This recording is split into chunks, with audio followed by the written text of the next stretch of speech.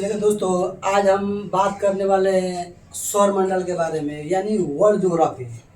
हम लोग पढ़ रहे हैं अंतरिक्ष विज्ञान, मतलब एस्ट्रोनॉमी के बारे में हम लोग पढ़ रहे हैं।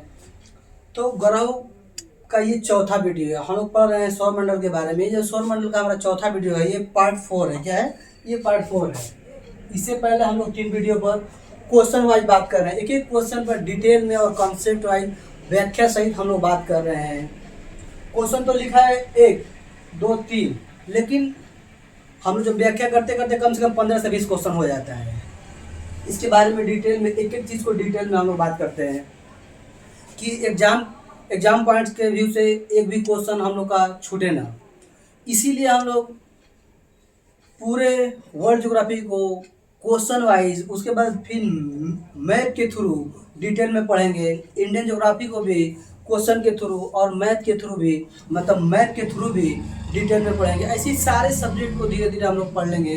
जैसे यूपी पुलिस में भी क्वेश्चन पूछे जाते हैं, एनटीपीसी में भी क्वेश्चन पूछे जाते हैं, बिहार पुलिस में भी पूछे जाते हैं, आरओ में भी क्वेश्चन पूछे जाते हैं, ग्रुप डी में भी, यूपी लेखपाल, यूपी पेट, सभी के लिए वीडियो आप लोग के लिए लाभदायक होगा। तो कोई भी कॉम्पिटेटिव एग्जाम हो उसके लिए वीडियो लाभदायक होगा। दोस्तों, आज हम सबसे पहले क्वेश्चन पर बात करते हैं कि पहले क्वेश्चन में क्या दिया है।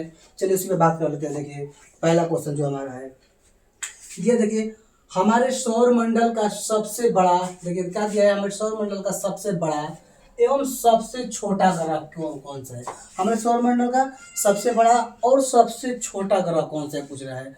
हम लोग को सौर मंडल का क्रम याद होना चाहिए कि जैसे सौर मंडल का प्रधान या मुखिया कौन होता है? सूर्य होता है। कि जितने भी ग्रह हैं वो सूर्य के लाइट से प्रकाशित होते हैं। जैसे पृथ्वी भी है, पृथ्वी पर दिन और रात होता है। क्यों होता है दिन और रात? दिन में लाइट क्यों मिलता है सूर्य पर, पृथ्वी पर? वो सूर्य की वजह से मिलता है कि उसकी सूर्य क्या है, एक स्टार है। हमसे सबसे करीबी स्टार कौन सा है? सूर्य है। और दूसरा हमसे सबसे करीबी स्टार कौन सा है? प्रक्सिमा सेंचुरी है। प्रक्सिमा सेंचुरी है। तो ऐसी हम लोग बात कर लेंगे कि सौरमंडल का प्रधान कौन होता है? सूर्य होता है। सूर्य एक स्टार है। और सूर्य, अगर पूछे कि सूर्य किस अवस्था में है, तो सूर्य प्लाज्मा अवस्था है। किस अवस्था में? प्लाज्मा। प्लाज्मा किसे कहते हैं? जैसे आप लोग फेविकोल देखें ना, फेविकोल गोंद जो होता है इसे चिपचिपा होता है, उसी सूर्य भी एक प्लाज्मा अवस्था में है ना। सूर्य जो सबसे, सूर्य भी एक स्टार है, लेकिन क्या है, स्टार वो प्लाज्मा अवस्था में, क्योंकि उसमें अपना हीट और अपना लाइट उष्मा है, इसीलिए उसे स्टार बोला जाता है। लेकिन ग्रह क्या है? ग्रह में ना हीट है, ना लाइट है, ना उष्मा है। वो सूर्य से प्रकाशित होता है। क्या होता है? सूर्य से प्रकाशित होता है। तो 8 ग्रहों का हम लोग को क्रम याद होना चाहिए। क्रम, सूर्य से सबसे करीबी ग्रह पूछ ले, सूर्य से सबसे करीबी ग्रह तो बुध, दूसरा करीबी शुक्र, तीसरा पृथ्वी, चौथा मंगल। उसके बाद क्या होता है? एस्टेरॉइड बेल्ट होता है, यानी क्षुद्र ग्रह होती है। क्या होती है? क्षुद्र ग्रह होती है। देखिए क्या होता है, देखिए मान लीजिए हमारा सूर्य हो गया ना, ये सूर्य, सन हो गया। सन के बाद देखिए बुध, बुध के बाद शुक्र, शुक्र के बाद पृथ्वी, पृथ्वी के बाद मंगल, मंगल के बाद ये होता है एस्टेरॉइड बेल्ट होता है। क्या होता है? ये एस्टेरॉइड बेल्ट होता है। उसके बाद सबसे बड़ा ग्रह होता है बृहस्पति होता है। बृहस्पति के बाद शनि होता है, जिसे छल्लों वाला ग्रह कहते हैं। शनि के बाद क्या होता है? अरुण होता है। अरुण के बाद वरुण होता है। ये होता है अरुण, ये होता है वरुण। मतलब सूर्य से सबसे करीबी ग्रह कौन सा है? बुध है। क्या है? बुध है। उसके बाद क्या है? शुक्र है। देखिए शुक्र है। शुक्र के बाद क्या है? मंगल। शुक्र के बाद पृथ्वी है। क्या है? पृथ्वी। पृथ्वी है। पृथ्वी के बाद मंगल है। मंगल, मंगल। उसके बाद एस्टेरॉइड बेल्ट, मतलब क्षुद्र ग्रह है। क्या है? क्षुद्र ग्रह है। एस्टेरॉइड बेल्ट मतलब क्षुद्र ग्रह है ना, एस्टेरॉइड बेल्ट है। उसके बाद बृहस्पति है। क्या है? बृहस्पति है। बृहस्पति के बाद क्या है? शनि है।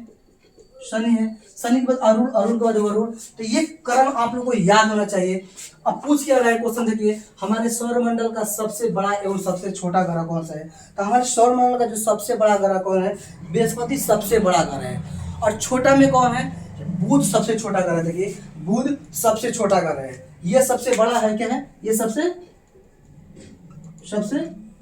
बड़ा है। यह सबसे छोटा है। क्या है? छोटा है। छोटा है। तो जो सूर्य के सबसे करीब है वो छोटा है। जो एस्टेरॉइड बेल्ट के बाद जितने बाहर ग्रह हैं वो बड़े ग्रह हैं। एस्टेरॉइड बेल्ट के जितने भी अंदर ग्रह हैं, मतलब इसे आंतरिक ग्रह कहते हैं और इसे बाह्य ग्रह कहते हैं। क्या कहते हैं? इसे बाह्य ग्रह कहते हैं और इसे आंतरिक ग्रह कहते हैं। तो आंतरिक ग्रहों की जो है वो छोटी ग्रह हैं, आंतरिक ग्रह मतलब जो बाह्य ग्रह है देखिए, बाहर की तरफ है, एस्टेरॉइड बेल्ट के बाहर, वो बड़ी ग्रह है। तो बड़ी ग्रह में सबसे बड़ी ग्रह कौन सा है? बृहस्पतिवार। तो चार ऑप्शन दिया है यहाँ पे देखिए, बृहस्पति, बुध, बृहस्पति यूरेनस यानी अरुण, उसको देखिए शनि एवं मंगल, शुक्र एवं बुध। तो क्या होगा? बृहस्पति एवं बुध। क्या होगा? बृहस्पति एवं बुध। तो ऑप्शन मतलब हमारा क्या सही होगा?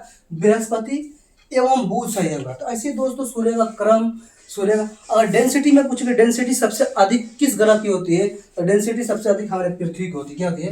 देखिए पृथ्वी सबसे अधिक, ये सबसे अधिक ठोस है। क्या है? ठोस है। डेंसिटी मतलब घनत्व, इसका घनत्व सबसे अधिक है ना। अगर स्टार में पूछे कि सबसे अधिक डेंसिटी वाला स्टार, तो ब्लैक होल। ब्लैक होल की डेंसिटी सबसे अधिक होती है। क्या होती है? ब्लैक होल की डेंसिटी सबसे अधिक होती है। तो ऐसे ही देखिए, ऐसे ये 8 ग्रह हैं, 8 ग्रहों को आप लोगों को क्रम याद होना चाहिए। पूछ लिए, सूर्य का सबसे करीबी ग्रह था बुध, दूसरा करीबी शुक्र, तीसरा पृथ्वी, चौथा मंगल। ऐसे हम लोग किस ग्रह के नाम से जानते हैं? इसे आंतरिक ग्रह के नाम से जानते हैं। क्या कहते हैं? आंतरिक ग्रह के नाम से जानते हैं। और इसे बृहस्पति, शनि, अरुण, वरुण को बाह्य ग्रह के नाम से जानते हैं। क्या कहते हैं? बाह्य ग्रह से नाम से। सबसे बड़ा ग्रह, छल्लों वाला ग्रह ना, इसके 79 उपग्रह है, इसके 82 उपग्रह है ना। मंगल के 2 उपग्रह है, फोबोस और डिमोस है, 2 उपग्रह है। हमारे पृथ्वी के 1 उपग्रह है, मून है। क्या है? मून। मून एक ही उपग्रह है हमारे पृथ्वी के, 1 उपग्रह है। इनके पास कोई उपग्रह नहीं है। बुध और शुक्र के पास कोई उपग्रह नहीं है। अब देखिए क्वेश्चन नंबर दूसरे के बाद, ऐसे ही सारे क्वेश्चन की वाइज हम लोग डिटेल में और कंसेप्ट वाइज पढ़ेंगे, ताकि हम लोग को देखने में तो 3 क्वेश्चन है, लेकिन तैयार हो 15 से 20 क्वेश्चन तैयार होगा आप लोगों का। पूरे डिटेल में बात करेंगे। अब हम देखेंगे प्राचीन भारत के प्रसिद्ध खगोल शास्त्री, प्राचीन काल में पूछ रहे हैं कि प्राचीन भारत के प्रसिद्ध खगोल शास्त्री कौन है। तो 4 ऑप्शन दिया, देखिए पाणिनि दिया है, कणाद दिया है, आर्यभट्ट दिया है, उसके बाद नागा अर्जुन दिया है। तो इसमें भी जो हमारा ऑप्शन सही होगा देखिए, आर्यभट्ट सही होगा। क्या होगा? आर्यभट्ट सही होगा ना, आर्यभट्ट।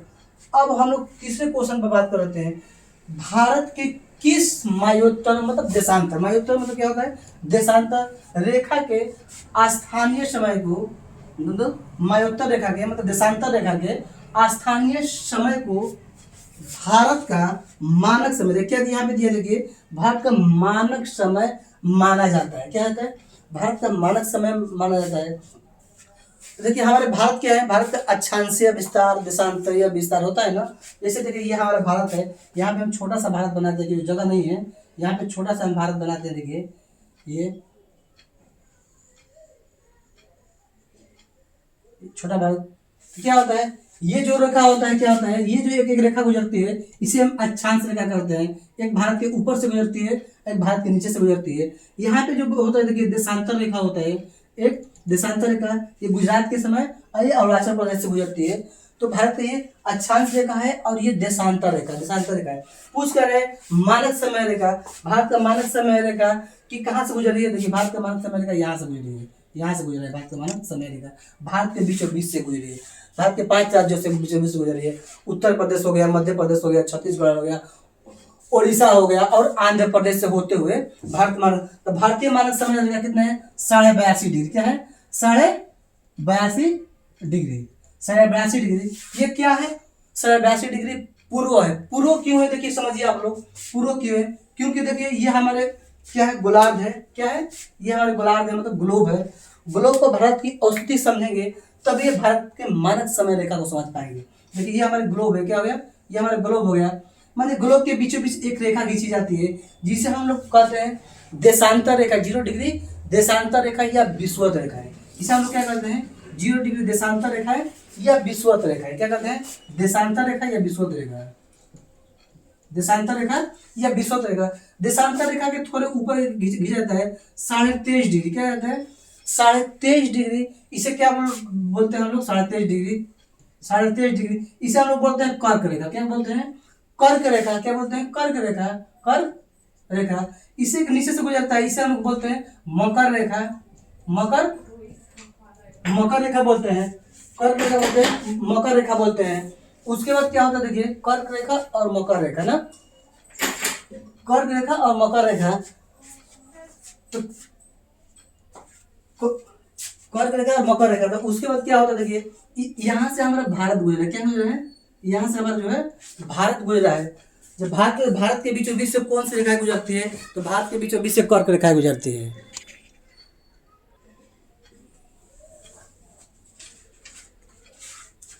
सिर्फ तो हम लोग बात कर रहे हैं, देखिए भारत के बीचों बीच क्या गुजर रही है, कर्क रेखा गुजर रही है ना, कर्क रेखा। ये भारत के कितने राज्यों से होकर गुजरती है, तो 8 राज्यों से होकर गुजरती है कर्क रेखा। जब कर्क रेखा 8 राज्यों से होकर गुजरती है, तो यहाँ पे क्वेश्चन क्या पूछा था कि भारत के किस मयोत्तर यानी देशांतर रेखा को स्थानीय समय रेखा माना गया है। तो स्थानीय समय रेखा, अब भारत के, ये तो हो गया हमारा अक्षांश रेखा है, अक्षांश रेखा है, ये भारत का सबसे दक्षिणी अक्षांश रेखा है, ये भारत का सबसे उत्तरी अक्षांश रेखा है, दक्षिणी और उत्तरी अक्षांश रेखा है। और एक देशांतर रेखा है, एक देशांतर रेखा यहाँ से खींची गई है, एक देशांतर रेखा ऐसी होते हुए ये 82.5 डिग्री हो जाता है, 82.5 डिग्री देशांतर रेखा इलाहाबाद की मिर्जापुर से होकर गुजरती है। तो ये भारत के 5 राज्यों से होकर गुजरती है, 5 राज्यों से होकर गुजरती है। तो पूछ रहा है, देखिए ऑप्शन क्या दिया है यहाँ पे, देखिए 82.5 डिग्री पूर्व, 82.5 डिग्री पश्चिम, 81 डिग्री पूर्व, 83 डिग्री पश्चिम। तो पूछ रहा है कि आंसर कौन सा हमारा आंसर सही होगा। तो आंसर इसमें कौन सा गलत है, देखिए 0 डिग्री देशांतर रेखा के ऊपर वाले स्थान को क्या बोलते हैं, उत्तर बोलते हैं, मतलब उत्तरी गोलार्ध, और नीचे वाला स्थान को दक्षिणी गोलार्ध बोलते हैं। इसे हम लोग बोलते हैं उत्तरी गोलार्ध, इसे बोलते हैं दक्षिणी गोलार्ध। और एक रेखा यहाँ से खींचा जाता है बीचों बीच, देखिए एक रेखा यहाँ से खींचा जाता है, ये भी क्या होता है हमारा 0 डिग्री होता है। इससे इधर होता है पश्चिमी देशांतर रेखा, क्या होता है, इससे इधर होता है पश्चिम और इधर होता है पूर्व। तो देखिए जो हमारे 82.5 डिग्री देशांतर रेखा है, क्या है, भारत के पूर्व में, कहाँ है, भारत के पूर्व में है। जब ये भारत के पूर्व में है, देखिए भारत उत्तर पूर्व दिशा में है, भारत की जो अवस्थिति है कहाँ है, उत्तर पूर्व दिशा में है। तो हमारा आंसर क्या होगा, देखिए 82.5 डिग्री पूर्वी देशांतर रेखा, क्या होगा, 82.5 डिग्री पूर्वी देशांतर रेखा। तो दोस्तों हम लोग ऐसी मैप के थ्रू और कंसेप्ट वाइज क्वेश्चन के थ्रू पूरे यूट्यूब पर वर्ल्ड ज्योग्राफी और इंडियन ज्योग्राफी को डिटेल में पढ़ेंगे। आज के लिए इतना ही रहना देते हैं। जय हिंद, जय भारत।